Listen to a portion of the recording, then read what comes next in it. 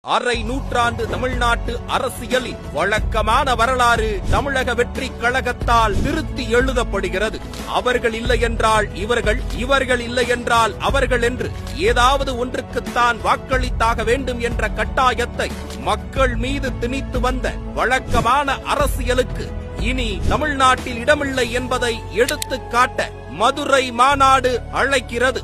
வாழும் உரிமையை உறுதி செய்யும் வாக்குரிமை எனும் ஆயுதம் மக்களுக்கான நல்லாட்சி தர காத்திருக்கும் மகத்தான மனிதர் மக்கள் தலைவர் விஜய் அவர்களை 2026 முதல்வராக தேர்ந்தெடுக்க தயாராகிறது. அந்த எழுச்சியின் அடையாளமாய் மாமதுரை மண்ணில் வாகை சூடும் வரலாறு திரும்புகிறது. வெற்றி பேரணியில் தமிழ்நாடு தலைவர் விஜயுடன் தொடர்கிறது.